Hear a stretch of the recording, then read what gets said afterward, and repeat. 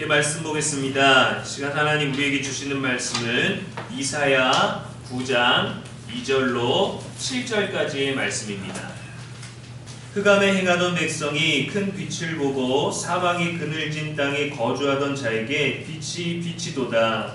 주께서 이 나라를 장성하게 하시며 그 즐거움을 더하게 하시므로 추수한 즐거움과 탈심을 나눌 때에 즐거움이 같이 그들이 와서 즐거워하니 이는 그들이 무겁게 맨 멍에와 그들의 어깨의 채찍과 그 압제자의 막대기를 주께서 꺾으시되 미디안의 날과 같이 하셨음이니이다. 저희 싸우는 군인들의 힘과 힘있는 것이 이는 한 아기가 우리에게 낳고 한 아들을 우리에게 주신 바 되었는데 그의 어깨에는 정사를 메었고 그의 이름은 기묘자라 모사라 전능하신 하나님이라 영존하시는 아버지라 평강의 왕이라 할 것임이라. 그 정사와 평강의 왕이 임하며 또 다윗의 왕자와 그의 나라에 임하여 그 나라를 굳게 세우고 지금 이후로 영원히 정의와 공의로 그것을 원하실 것이라. 만군의 여호와의 열심히 이를 이루시리라. 아멘. 이는 살아계신 우리 하나님의 말씀입니다. 이 시간 어둠이 있었는데 없어요 라는 제목으로 말씀 전하겠습니다. 성탄절이 예전과는 확실히 분위기가 다르죠. 거리에 불빛도 별로 없고 우리가 흔히 경험하게 되는 초록색, 빨간색, 노란색의 장식도 많지 않고 캐롤도 작아졌고 사람의 표정도 차분해졌습니다.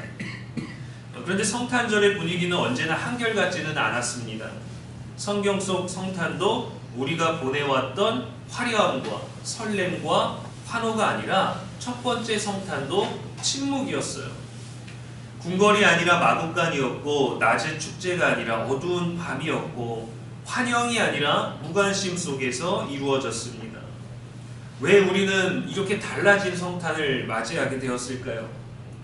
성탄절이 달라진 게 아닙니다. 우리가 서 있는 자리가 우리가 살아가는 이 주변 환경이 너무 많이 달라졌기 때문이죠. 코로나 이후에 우리는 모이지 않는 것에 익숙해졌고 서로에 대해서 더 조심스럽게 되었고 덜 신경 써야 하는 일상에 길들여졌습니다. 예전에 풍요 속의 성탄, 다같이 즐거워하는 성탄이었다면 지금은 불안함 속의 성탄인 것 같아요. 결핍 속의 성탄입니다. 정말 많은 것들을 보고 먹고 누리고 있지만 뭔가가 부족하죠. 이사야 시대는 더욱더 그러했습니다. 오늘 본문은 아름다운 찬송의 장이 아니라 전쟁 직전에 죽음, 두려움, 패배 앞에 놓여져 있는 상황에서 주어진 말씀이에요.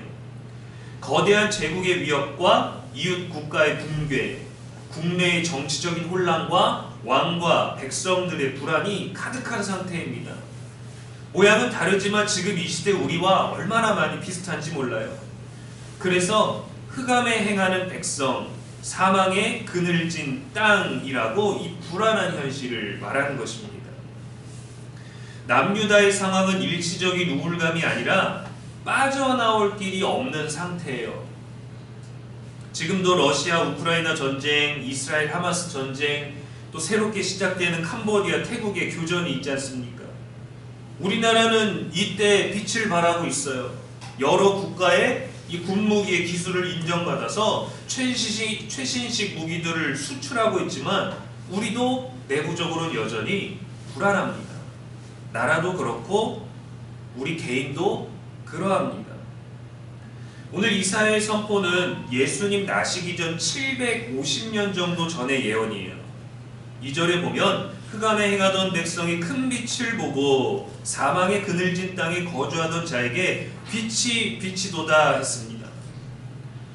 이 말씀 한 구절만으로도 우리들에게 소망을 주고 있다는 걸 알 수 있어요.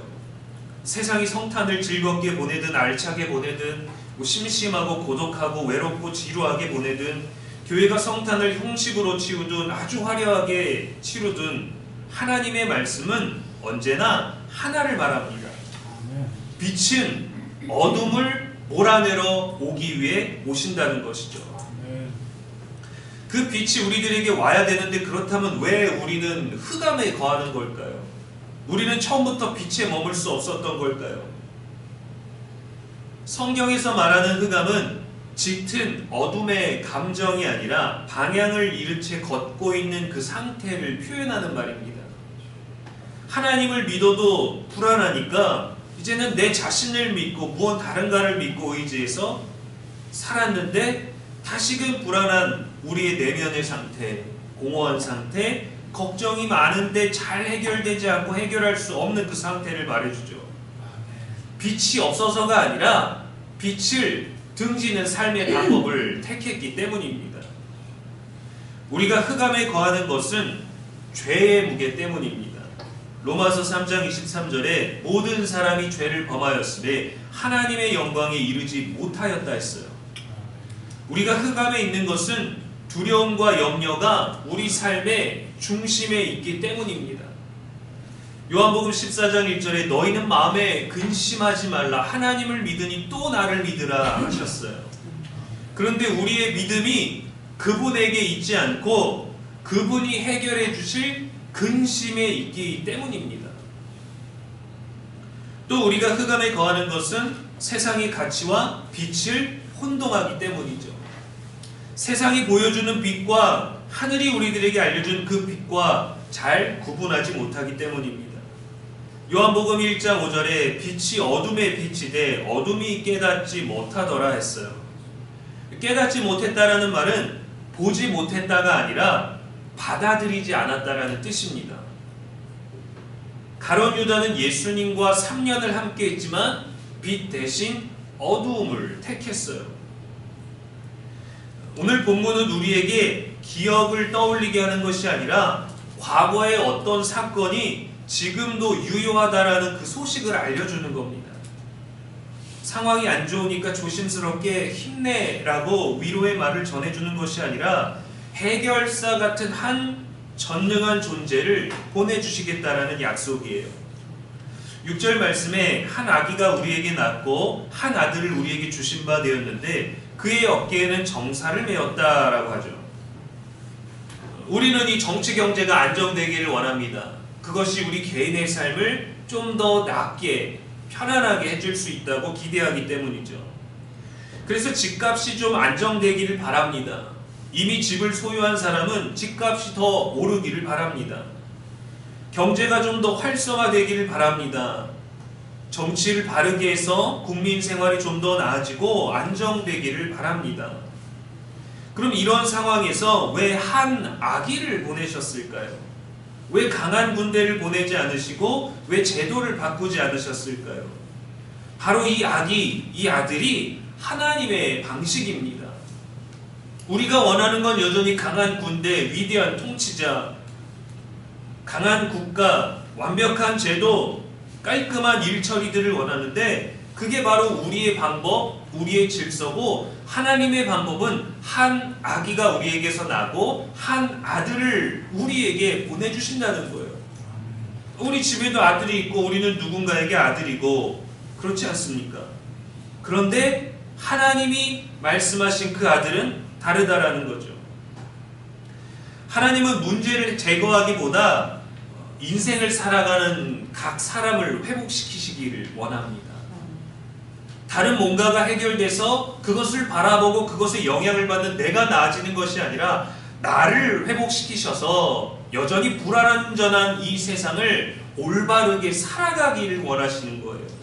그 길을 인도하시기 위해서 그 길로 빛을 비춰주시겠다고 한 아들을 보내주신 겁니다. 어둠의 뿌리는 환경이 아니라 인간의 내면이기 때문입니다.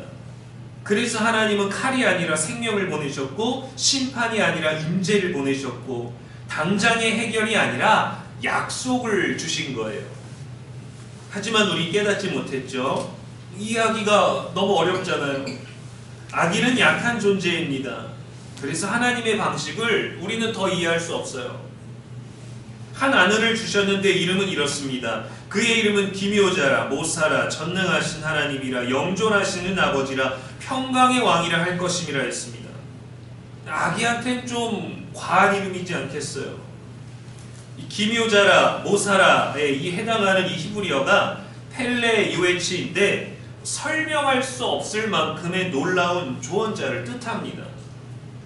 원더풀 카운슬러예요. 경이로운, 기이한, 불가사의한. 그러니까 이미 사람의 이성과 지혜로 설명하고 이해하지 못하는 초월적인 일들을 우리들에게 이루어 주셨다라는 겁니다. 이걸 이해하는 게 사실은 더 이상할 수 있는 거죠. 욥기 5장 9절에 보면 하나님은 헤아릴 수 없이 큰 일을 행하시며 기이한 일을 셀 수 없이 행하시나니라고 측량할 수 없는 능력에 대해 말씀하셨어요. 그런 분을 우리들에게 보내시겠다는 겁니다. 우리는 어떤 일을 할 때 전문가가 있으면 좋아합니다. 의지합니다. 내가 잘 못해도 잘하는 사람이 있으면 의지하게 되는 것과 같아요. 하나님은 어느 분야에서 좀 잘하는 자가 아니라 모든 인생에 하나님 창조하신 세상에 가장 완전한 사람을 우리들에게 붙여주신 거죠. 근데 왜 우리는 이 놀라운 빛의 존재를 깨닫지 못했을까요? 우리만의 익숙한 방식이 있기 때문입니다. 우리가 어느 한 교회를 다니면 그 교회에서 다니는 분위기, 그 교회에서 경험했던 방법, 그 교회에서 일했던 그 방법들이 전부가 되는 경우가 있습니다. 저와 같은 경우는 이제 목회자라 여러 교회를 사역하니까 다양한 모습들, 다양한 규모들, 다양한 그 지역적이고 그런 과거의 역사적인 교회 분위기들, 전통들을 보게 되지만 대부분의 성도님들은 내가 다닌 교회가 전부라고 여겨지는 경우가 있어요. 인생도 마찬가지입니다. 내가 다른 인생도 살고 다른 인생도 보고 그 모든 것들을 경험하는 게 아니라 내가 살아가면서 내가 봤던 것만 보기 때문에 그 삶에 익숙해진 거예요. 그래서 사람의 방식은 어느 정도 알겠는데 하나님의 방식은 우리가 잘 이해하지 못하죠. 왜냐? 측량할 수 없기 때문에. 그분을 이해하는 것도 측량할 수 없지만 그분이 우리를 위하여 행하신 일과 사랑도 측량할 수가 없다라는 겁니다. 그래서 늘 하나님에 대해서는 기대해도 되는 거죠. 그런데도 우리는 우리가 판단하는 안전의 기준, 문제 해결 방식의 경험이 있어서 그렇습니다. 그러나 말씀이 알려주는 빛은 이해의 대상이 아니라 따름의 대상입니다. 따라가야 되는 거예요. 이해한다가 아니라 따르는 대상. 요한복음 8장 12절에 예수께서 또 이르시되 나는 세상의 빛이니 나를 따르는 자는 어둠에 다니지 아니하고 생명의 빛을 얻으리라 했어요. 그렇다면 우리는 이 빛을 어떻게 따르고 어떻게 받아들일 수 있겠습니까? 늘 회개함으로 가능합니다. 나는 할 수 없습니다라는 고백이 필요해요. 요한일서 1장 9절에 만일 우리가 우리 죄를 자백하면 그는 미쁘시고 이루사 우리 죄를 사하시며 우리를 모든 불의에서 깨끗하게 하실 것이오 했어요. 우리는 할 수 없는 걸 그분이 해주시겠다는 거예요. 우리는 하지 못하는 걸 그분은 하시겠다는 거예요. 우리는 모르겠다는 걸 그분은 다 아신다는 거예요. 그 능력자를 우리들에게 보내주신 겁니다.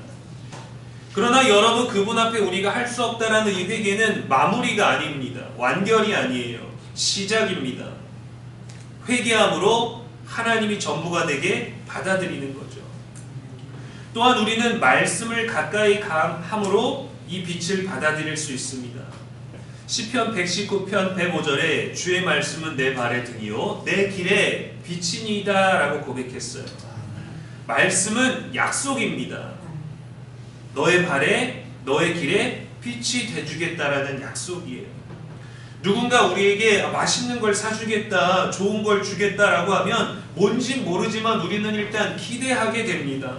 아직 메뉴도 모르고 어디를 갈지 무엇을 줄지 좋은 게 뭔지도 모르지만 기대하게 됩니다. 설령 그것이 빈말이라 할지라도 그 말을 기대하게 돼요. 왜요? 약속이기 때문이에요. 내가 좋은 걸 줄게. 근데 이 좋은 방법에 좋은 언어를 사기꾼들은 좋은 걸 주고 성공하게 해줄 테니까 그 좋은 말에 혹하게 될 만큼 약속은 우리들에게 기대하게 합니다. 그 약속의 근거에서 우리가 기다리고 기대하듯이 성도는 말씀에 근거하여 하나님의 약속에 머물러야 그 빛을 따르고 받아들일 수 있어요. 오늘 본문은 흑암과 사망의 그늘진 곳에 그 약속을 주시는 거죠. 그러면 약속하신 평강의 왕, 영존하시는 그분이 우리에게서 무엇을 이루실까요? 그럼 우리들의 모든 문제가 거칠까요?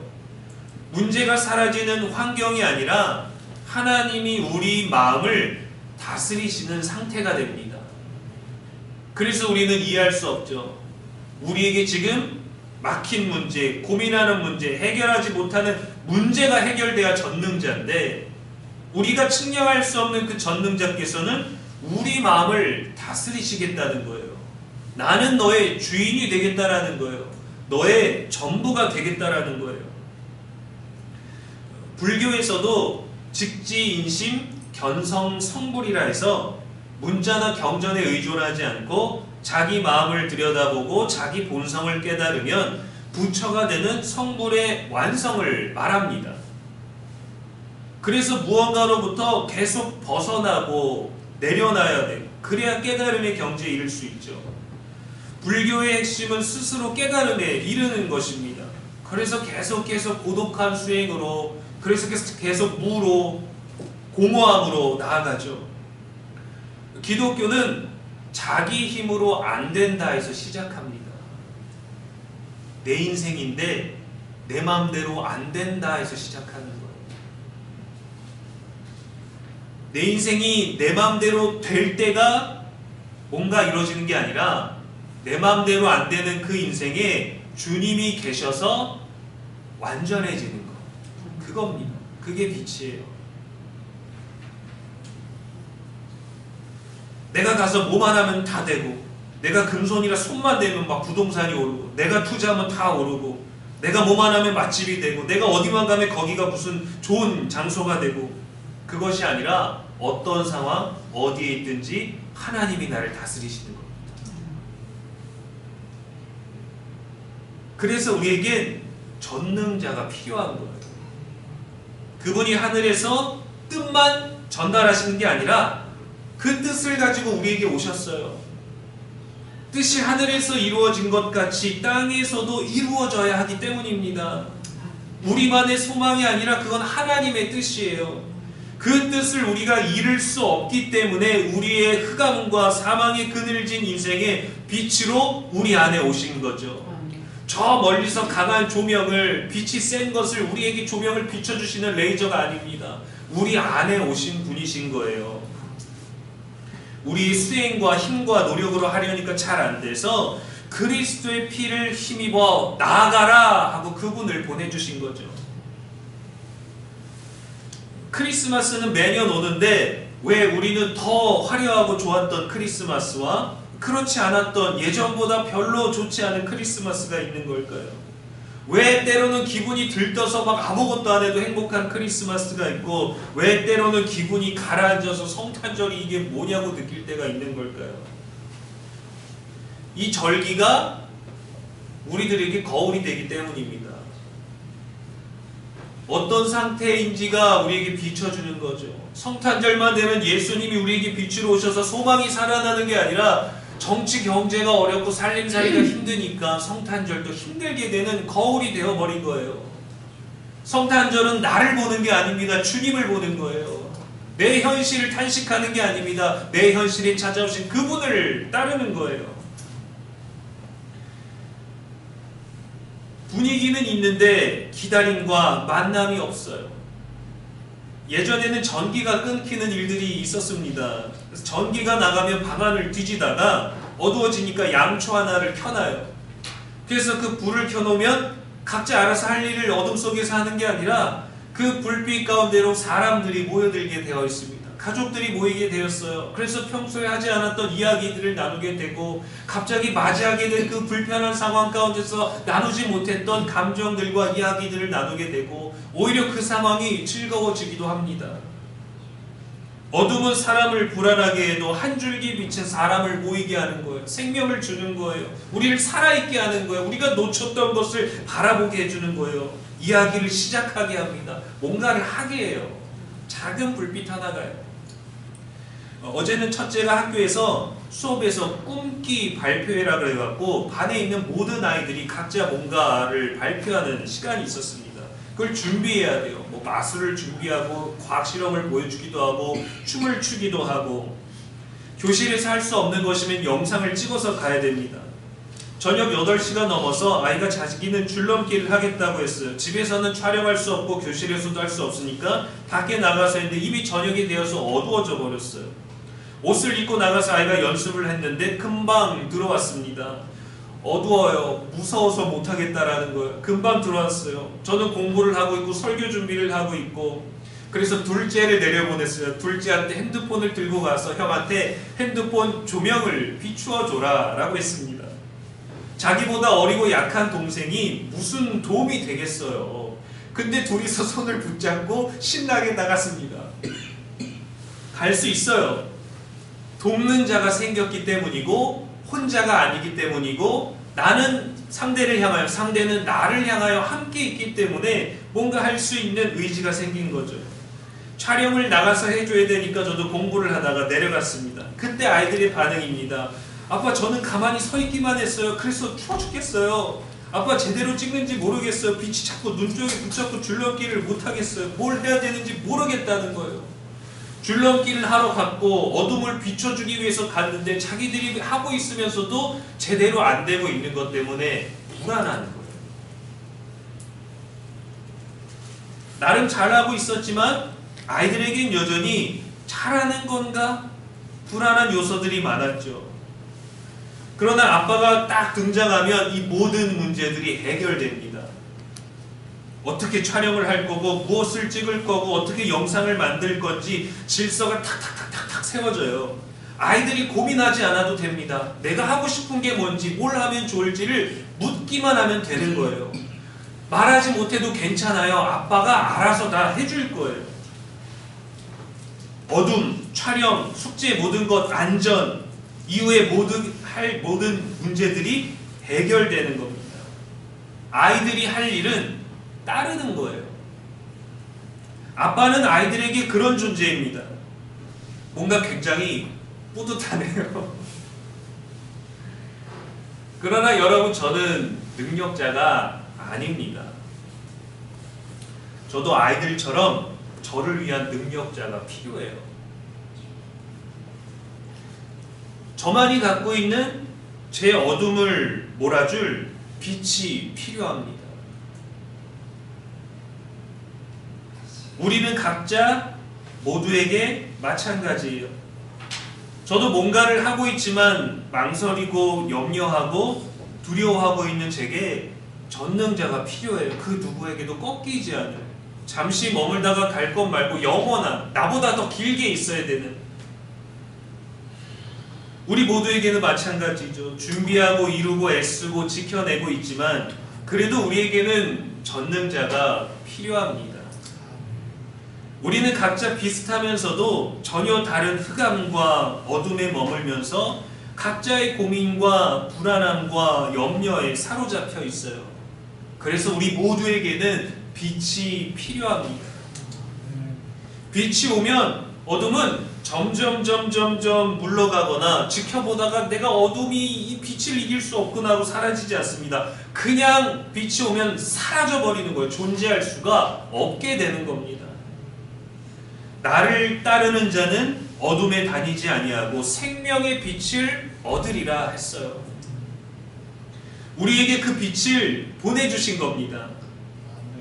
그래서 한 아들을 주신다고 하셨죠. 그런데 실은 하나님이 이렇게 말씀하신 거예요. 야, 걱정하지 마. 내가 갈게. 뭘 보내고 뭘 시켜주고 뭐 거기 보면은 뭐 이게 있을 거고 뭘 설명서를 잘 봐라가 아니에요. 내가 갈게. 내가 갈게. 그 마음을 알 것 같아요. 아이들이 잘하고 있나? 비도 내리고 주차장인데 또 차가 들어오면 어쩌지? 여러 염려 속에서 아이들이 잘하고 있나? 제가 염려하는 것이 있고 아이들 스스로 상황 때문에 불안한 것이 있는데 어떻게 해결되나요? 내가 가야겠다.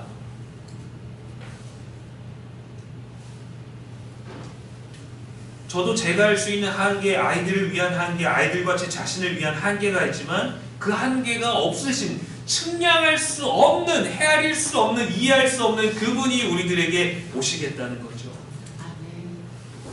이미 우리에게 오셨습니다. 그분은 어둠을 없애셨는데 우리는 어둠이 익숙해요.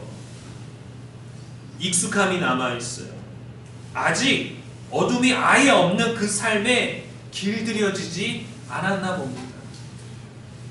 주님을 따르십시오. 그럼 어둠이 없어집니다. 주님과 늘 동행하면 어둠이 기억나지 않게 될 거예요. 이 빛의 영원함, 빛의 연속성, 빛의 강함, 빛의 능력, 빛의 생명만을 누릴 수 있게 될 것입니다. 빛을 바라보면서도 때론 어둠 속에 머물게 되는 저와 여러분에게 이미 빛으로 오신 예수님을 마음 깊이 품고 따르는 복된 성탄과 연말 되시기를 주님의 이름으로 축원합니다. 기도하겠습니다. 사랑과 은혜의 하나님 아버지, 어둠이 짙어지는 시대와 우리의 내면에 빛으로 오신 예수님을 다시 바라봅니다. 그저 보기만 하지 아니하고 따르기를 원합니다. 따라가겠습니다. 여전히 두려움과 혼란 속에 방향을 잃고도 올바르게 걸으려 하는 우리입니다. 그 우리의 방황과 어둠을 뚫고 오신 주님을 보게 하시고 따르게 하옵소서. 죄의 무게와 세상의 혼란에 흔들리지 않도록 기묘자요 전능하신 하나님의 지혜로 인도하여 주옵소서. 오늘도 우리의 길과 진리와 생명이 되시는 예수님의 이름으로 기도합니다. 아멘.